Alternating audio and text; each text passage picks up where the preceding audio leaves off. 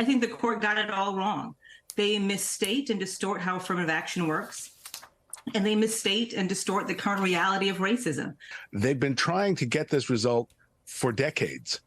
The facts have not changed. The society has not changed, except becoming more diverse.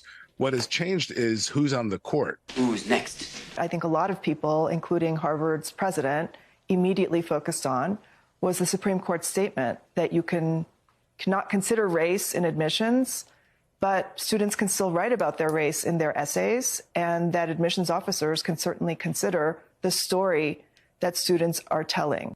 They might think, well, isn't that what affirmative action was doing anyway? That's Jason Bourne. And in fact, he was aware of the case, but only when it was argued at the Supreme Court because the web design and design community. But that affirmative action is okay with this majority. The Supreme Court is political, and they're coming for your husbands, your wife, and your children. I need to hide your kids, hide your wife, and hide your husband because they raping everybody out here. Listen, Linda. Listen. If the Supreme Court is political, it's almost always one way. When conservatives are on the court, they largely rule in favor of the Constitution. When liberals are in charge, they largely rule in favor of political ideology. Think that's not true? Remember back when Justice Ruth Bader Ginsburg was still alive and said this?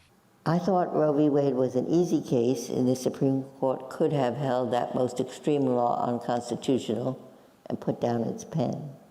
I mean, you don't talk unless you're alive, but she barely looks alive. But instead of the court actually trying to rule in favor of what the Constitution says, of course, Ruth Bader Ginsburg just told us there in no uncertain terms that the court did what they wanted to do and just legalized all forms of abortion with the stroke of a pen. It's almost like the left destroys everything it touches. We're here in the once great city of San Francisco. We came in here and we saw people defecating on the street. Sure, I get it. The left and the right have disagreements, and the right gets things wrong too. But the dividing line in America today is not between left and right. It's between those who believe the truth and those who are freaking crazy. Your definition is that a woman is someone who is female. That's why it's important that we get back to some semblance of right and wrong in the midst of it all. So today, we'll look at 3 Supreme Court rulings that are supposedly radical and creating what will be one of the biggest threats to democracy in the present. But if the left had their way, the president would become a king and be able to rule with an iron fist. Today, we'll look at the affirmative action ruling and show why racializing the country is bad for all of us. We'll look at Biden's eviction moratorium and how the Supreme Court was forced to bail out businesses by saving them from these unlawful penalties, and how one Christian stood up to the LGBTQ mafia and won her right as a business owner to associate with whoever she wants to. We'll talk about that and more today on Indie Thinker.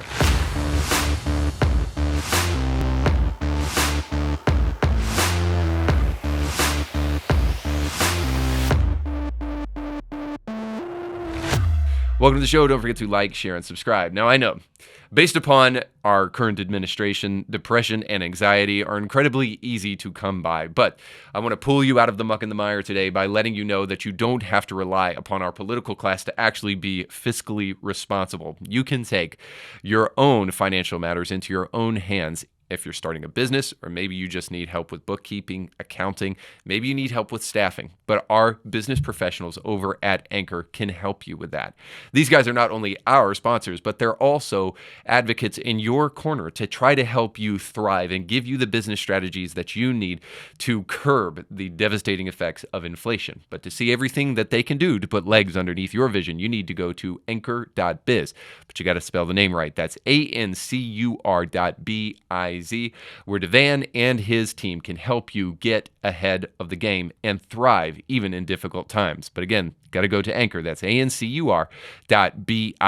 And when you do so, let them know that Indie Thinker sent you.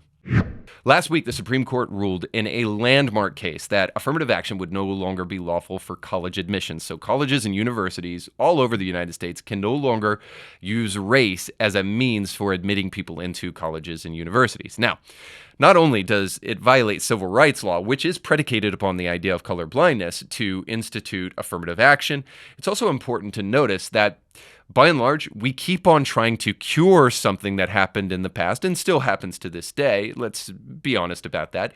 By poisoning ourselves with the very poison that we're trying to fight. So again, civil rights law is colorblind by and large and says you can't hire or you can't admit people into college based upon the color of their skin. And you also can't remedy something by using that thing. So in other words, two wrongs don't make a right. But of course, this comes as a great surprise to the amoralist and to the anti-Christians over at MSNBC, and let's face it, many on social media and in the legacy media writ large. So I want to show you Joy Reid, who has the worst flex of all time, telling us that if it weren't for affirmative action, she would not have the ability to produce a very low-rated, unthoughtful show on a regular basis on MSNBC, because affirmative action is the reason that she has this low-rated show in the first place. So here's her arguing for affirmative action by telling us that she is one of the reasons why affirmative action works somehow. Here's that. Well, let me just be clear. I got into Harvard only because of affirmative action. I went to a school no one had ever heard of in Denver, Colorado, in a small suburb. I didn't go to Exeter or Andover. I didn't have college test prep. I just happened to be really nerdy and smart and have really good grades and good SAT scores. But someone came to Denver, Colorado to look for me. A Harvard recruiter flew to Denver, and I met up with her at the Village Inn restaurant and did a pre-interview to pull me into Harvard. I was pulled in, and the schools like Harvard and Yale that I got into affirmatively. And it was literally not saying we're going to take an unqualified person and put them in Harvard. We're going to take a very qualified person who we would never know existed and put them in Harvard. That's how I got there. That's how Ketanji got there. That's how Justice Jackson, I should say. Justice Jackson got there. It's how Clarence Thomas got there.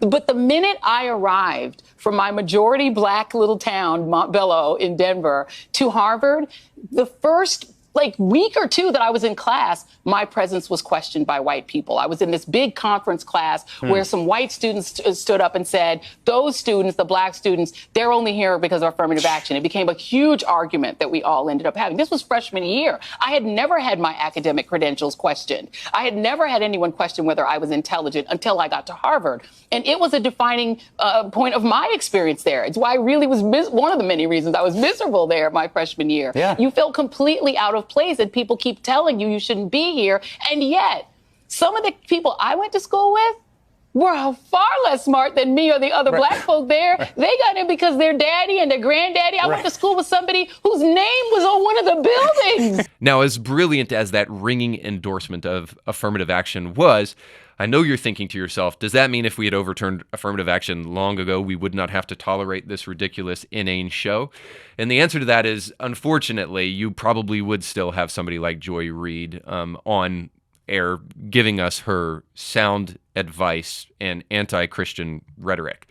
Now, how do we know that? Well, let me respond to this video point by point to the best of my ability. First of all, to Joy Reid, I just have to say, how do you know you're an affirmative action pick? Are we actually to believe that somebody traveled all the way to speak to you and then said, hey, we're bringing you into this college just simply based upon your race? I mean, she tells us in the whole interview, she kind of lets the cat out of the bag. She drops the mask.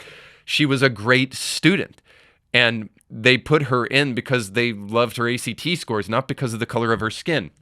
So how in the world does she know in the first place that she is actually an affirmative action pick, other than the fact that she's just guessing that? You don't get admitted based upon affirmative action in that they say, hey, affirmative action pick, come on through. Needless to say, she makes a point about that I think is well-founded about nepotism and favoritism in these schools that are, let's face it, traditionally white, the Ivy League, just simply because black students it takes time for those students that are black to who didn't have parents and grandparents that went to college to finally work their way into the university system. So there is a history of white-dominated kind of culture at these universities, and black people have not had the time, unless they're at an HBC, they have not had the time to kind of build up the reputation, the money, and the kind of impact in the Ivy League schools that other white people have. And so there is a bit of disenfranchisement there. But here's the reality. Nepotism and favoritism does exist in these places, but it's a lie to suggest that all that does is simply impact black people, because it impacts me just as it impacts Joy Reid or the black person, and it is wrong. So me, coming from a middle-class family who didn't have the luxury of historic wealth passed down to me in any sizable fashion, and didn't have a legacy that was passed down to me from my ancestors at the universities that I went to, I had to simply get in on my own merit, just as I suspect Joy Reid, if she was really honest, would say she had to do herself. In fact, it's actually demoralizing to suggest something else, because she just admitted that it is demoralizing. It is wrong for people to be admitted simply because they get some kind of favor given to them, which is exactly what affirmative action is. And so the point here, again, is that two wrongs don't make a right, that to overturn this historic kind of nepotism that takes place in schools with people who have historic wealth, the way to undo that is just to simply admit people based upon the color of their skin. Well, then that's an injustice to other people who didn't have the privilege that you just named. And so you're only giving privileges now to people of color and to people who have historic wealth. And there's a whole group of people that maybe you might want to consider outside of that, which just simply means if we get back to a meritocratic system, maybe better for all of us. The point 3. Joy Reid says that it is ignorant to suggest that affirmative action means accepting underqualified students, except the only reason she can say that is that she is actually ignorant to the fact that affirmative action, by and large, has helped some, sure, but by and large, it has been something that has disenfranchised students who actually made it into schools that they wouldn't have normally made it into just simply based upon their scores. For instance, I bring you to the person who has actually studied this well and also happens to be a black intellectual, Thomas Sowell. In his book on the subject of affirmative action, he says a couple of things. He makes a couple of arguments. First of all, he says this, that affirmative action encourages non-preferred groups to redesignate themselves as members of that preferred group. Can anybody say Elizabeth Warren, Jussie Smollett, and Rachel Dolezal? Of course, Jussie Smollett is a black man, but he was making himself a victim of MAGA country in order to try to receive some preferential treatment. And then, of course, 2 of those people that I just named are actually white women trying to cash in on a minority status that they don't actually possess. So was Thomas Sowell 100% correct about that, or what? So all you end up doing when you create a preferred status group is you make people want to jock for that position. Furthermore, the second point that Sowell makes in his book is that these kind of preferential policies only tend to benefit the top groups of whoever is in the preferred class. So in other words, affirmative action tends to benefit black millionaires or people of black means and black wealth, rather than poor disenfranchised people who could actually use this. Often these preferred groups actually injure the least fortunate people in those non-preferred groups. So in other words, poor white people who are not in that preferred group are disproportionately affected by things like affirmative action. And the third point Sowell makes is this: they reduce the incentive of both the preferred and non-preferred to perform at their best. So in other words, if you're just going to be preferred, you don't really work your best. You just say, hey, I'm going to do mediocre here because I know that the people who are doing their best, they don't have my skin color, so I can get in just simply based upon that. And then the latter, they don't achieve their best because they know that what's the point? Doesn't matter how good their scores are. Doesn't matter if you've spent your whole life dedicating yourself to the study of math or whatnot. And the fact that you're Asian just means that you're not going to get in, that somebody else is going to replace you. And so they obviously are not going to do their best because all of the incentive structure for doing your best has been taken away by these preferred group policies. And there's a fourth and final point that Thomas Sowell makes in his book. And it's this, that perpetuating the lie of race exacerbates the problem. It doesn't help it. Let me just mention a couple things so that you understand what I mean here and what Thomas Sowell means. Race is a folk taxonomy, which means it is a created naming system that is colloquial in nature, and that race is actually invented by human beings, but it's not actually a real category. Race actually was something that was created by racists. And it's important to understand that if we're going to fight racism, we can't use the very racist thing that created racism in order to do so. And we're living in a different world today than we were in the kind of civil rights era and even in the post-civil rights era. And it is okay to suggest that. Now, I know a lot of people are going to say, well, that's easy for you to say, white boy, which, by the way, is racist. It's not just easy for me to say, it's also true. Go look online anytime you wish and look up articles for success. Not a single one of them will say that, well, you have to be white, by the way, if you're going to be successful. No, they say things like this. Go work hard.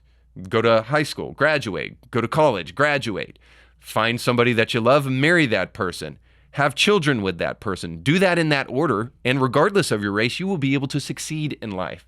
Now, again, you may say to yourself, well, it's easy for you to say, although I'm a white person and not necessarily a person of means.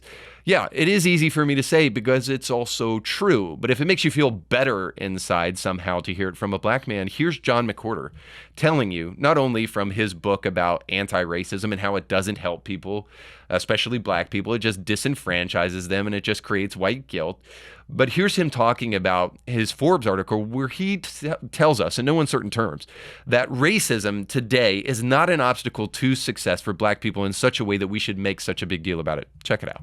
But I'm glad you bring up the Forbes piece, because that comes up a lot. That was a while ago. There was a sexy headline that, you know, the people who do these magazines and newspapers, they give it the title. What I was saying there was that Barack Obama's election proved that racism isn't what it used to be. And I will openly own that what I meant then, because I mean it now, is that racism, although it's a bad thing, although we must tamp it down, is not as conclusive an obstacle to black success as we often say. That's what the you said.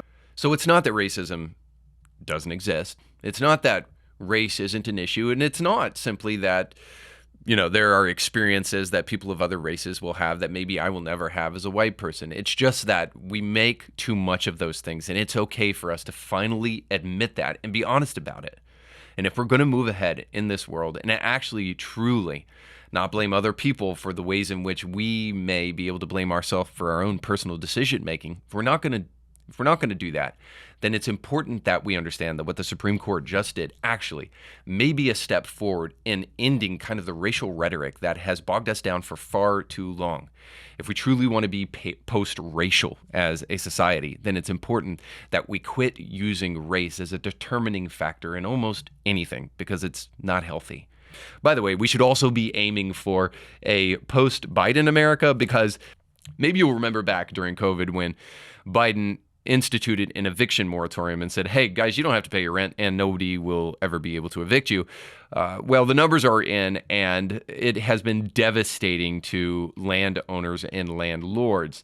Not only has it been devastating to them in terms of back rent, but also in terms of the penalties for evicting people and disobeying that eviction moratorium. But thanks to the Supreme Court, that was overturned. But I want to show you some of these numbers so that we can get a bigger picture of why the Supreme Court is acting in the way that they are acting today. But according to the National Low Income Housing Coalition, by the end of December 2020, tenants owed landlords $30 to $70 billion in back rent, and debt has risen even further since the start of 2021. A landlord that breaks the eviction moratorium stipulations may receive a fine of up to $100,000 a year in jail, or both. If the violation results in a death, the penalty can reach up to $250,000. But an organization breaking the law may receive a fine up to $200,000 per violation. So a couple of points about this eviction moratorium and the fact that the Supreme Court had to rule in order to make sure that Biden wasn't doing this unconstitutional nonsense that was injuring people in this exorbitant way that I just illustrated. It shows me something, that real compassion is not myopic. In other words, real compassion cannot just look at an individual who may be struggling with something and not take into account the ways in which other people are impacted by that individual. And so obviously, I mean here, the renter is struggling, and sure, maybe our hearts go out to them, but do our hearts not go out to the landlord, to the individual who's trying to invest in real estate and do better for his family? All of a sudden, we totally forget about them. This is the kind of tick for tat that the left plays so very often. And by the way, I hear it very often in Christian circles. We're told all the time that we need to make sure that we reach out to the marginalized and the disenfranchised, maybe even to the LGBTQ person who has been hurt by church and all of that. And so we focus our evangelistic efforts merely upon these people. Fine.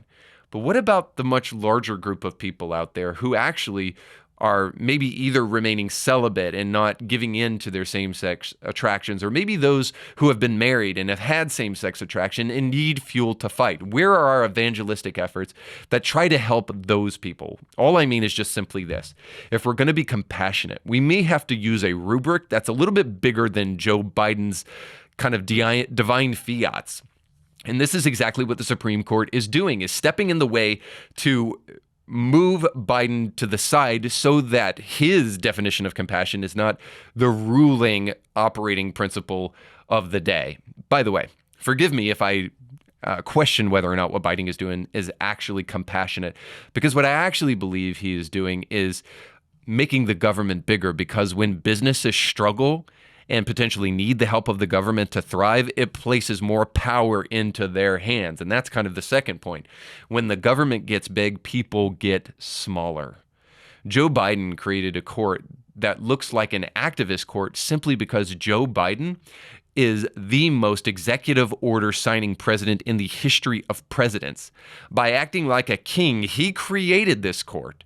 And I don't even think they're ruling radically, or you can even call them an activist court. They are simply trying to get a man who is not the king of this country in line with the Constitution, and much to his consternation and much to the consternation of the left, because their totalitarian tendencies are constantly being exposed. And this eviction moratorium is just one of the many ways in which the totalitarians on the left want to try to move us to a place of central authority where the government gets bigger and bigger and bigger, rather than the government has a very limited place, and it is in protecting people, mostly through local police departments, fire departments, and that kind of thing. But much beyond that, the government can take a hike. Now, as our government has grown over the years, it has continually usurped power that doesn't belong to it. We just got done celebrating the 4th of July, where we looked at a radical government that wanted to tax its people without representation and take upon itself authority that it should have never had in the first place. And as our country has aged, our federal government has grown bigger and bigger and bigger. I think our founding fathers, for whatever it's worth, would look at our country today and they would be blown away by how much the state has given up its authority to the federal government. You know, of course, both are necessary as checks and balances. And if anything, I would just say this. The court is just acting as a check against the executive, which is exactly what they are supposed to do. And if in any way you might feel frustrated about politics in the present, then I just have to tell you, good. Because the way our government is constructed is actually from a very biblical principle that is important to understand. And it is the principle of original sin. And that is simply that each and every one of us are flawed, and we have sins, we have blind spots, and we do things that we don't recognize. This is true of all of us. This is not just true of husbands, wives. This is also true of you, but it's also true of you husbands, and not just your wives. It's true of all of us. And so our government was instituted with the idea, the principle of original sin in place. And so we created a system of government that almost lends itself to frustration. It doesn't have so much power that it can do whatever it wants. And that, again, was intentional, because the founders of our country understood what kings, when they go radical, look like and what they can do to people. And more importantly, they understood themselves. They understood the scripture, and they understood that power corrupts, and absolute power corrupts absolutely. Even if that's not quoted entirely correct, it's still correct, because power does corrupt. And the most absolute of power in the hands of any man can corrupt that individual. Thank God for Jesus. Suffice to say, it's important that our government have checks and balances like the Supreme Court to keep our government from becoming too powerful. And that's why I'm thankful for what the Supreme Court is doing in the present. And as we'll see in our final segment, there is a group of Christians, and specifically one Christian business person in particular, who took a stand and as a result is winning freedom of association, not just for Christians, but for people everywhere. So let's jump into Bible study with Democrats. Oh, God of pronouns.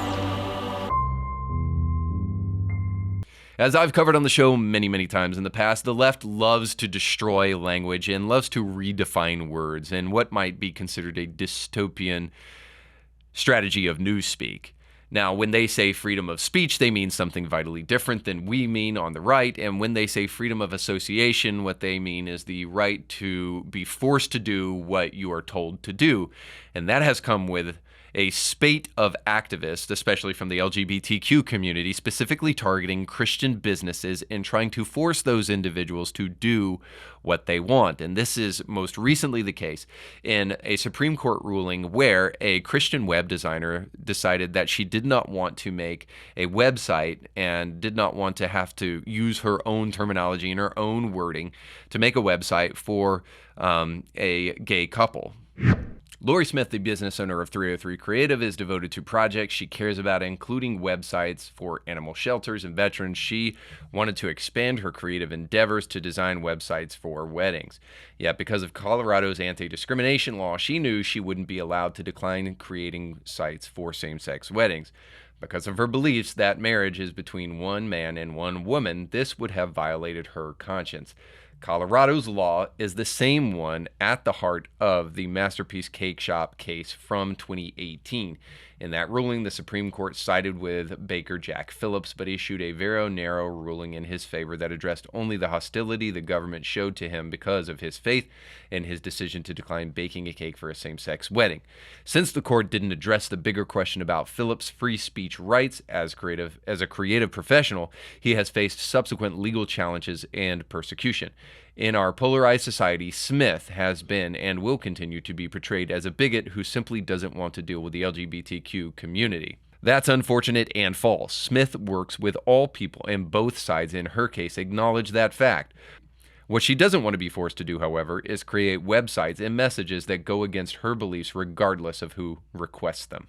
Now, finally, we get from the mainstream media a honest broker, because this actually doesn't have anything to do with the bigotry of Lorie Smith. It has to do with her right of freedom of association.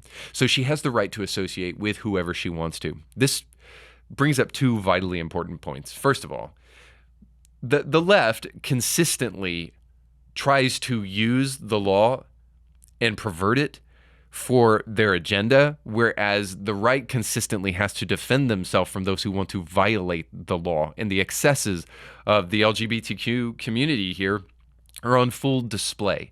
This violates this individual's right to associate. Let me try to frame this way. When the right uses freedom of speech, what they mean is the right to dissent from whatever elitists say or whatever the mainstream narrative is, the right to be able to say what they want to say, even if it dissents with mainstream opinion. When liberals and when progressives say freedom of speech, what they mean is the right to indoctrinate whoever they want to and to shove their beliefs down whoever's throat they want to. And this is the case here. Again, this is one in a line of many cases where the LGBTQ community wants to try to force businesses to do their bidding. And again, this violates the right of a brand to associate with whoever it wants to associate with. If a cake baker only wanted to bake cakes for the Ku Klux Klan but not for black people, well, which by the way is against the law, it violates civil rights, but let's just say they did that. The reality is no one would go to shop at that baker because of the way that they are associating, and you wouldn't have to try to sue them or anything else to force them to do what you want. But the totalitarian tendencies of the left are exactly this. You will do what we want, and we have the freedom to do it because freedom of speech and some such nonsense.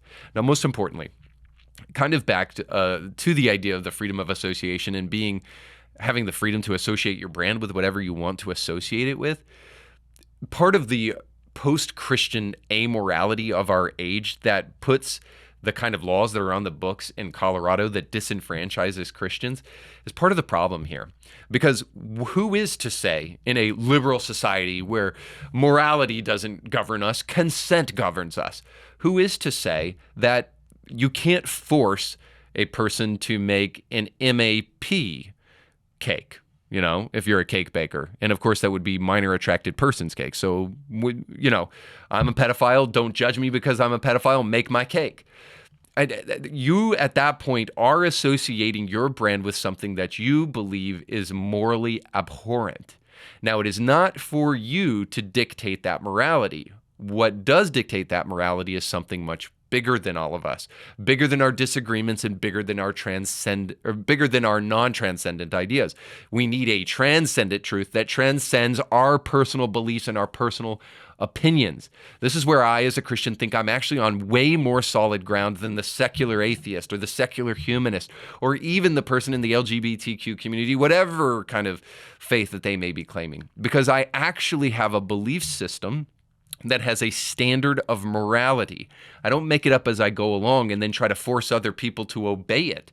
That's a recipe for disaster. And it is why, in kind of a microcosm anecdotal argument, why our society is so polarized today, because we do not know where to find truth. As it says in Isaiah 59, truth has fallen in the street. And as a result of it, justice is nowhere to be found, and righteousness is nowhere to be found. Morality is nowhere to be found. People are being disenfranchised and treated poorly, all because we do not know where to anchor our understanding of truth. Well, there is a book, and there is a guy that came to this earth claiming to represent that book, named Jesus, that if you believe he's God, you might want to listen to, because he can give us the kind of standard of morality that will hold our society together while it unravels. And the reason I say that, even though you would say, well, that Bible's just written by men, or that Jesus is just some fairy tale genie that you created in your head, which of course no historian on the planet worth his salt would ever say something so foolish. The point of the matter is just simply this. You can argue with the morality of Jesus, but you cannot argue with the fact that Jesus instituted a standard of morality. And the one thing you can't argue with is that we need that standard in order to hold a society together. You may not like Christianity, but I defy you to go find another standard to put in its place that won't ultimately circle you right back to the things that Jesus was talking about when he was here on this earth. And if you finally find that your arbitrary morality doesn't supersede and isn't superior to Jesus' morality, then you might just want to accept the fact that Christian morality, biblical ethics, are actually very, very healthy for a society. And until we get back to it, we'll keep on at each other's throat, fighting over whose rights are the more important rights, when we should really understand that human rights are only grounded in religious rights. And if you believe that, I'd love to hear from you down in the comment section below. Thanks so much for watching. Don't forget to like, share, and subscribe, and to go with God.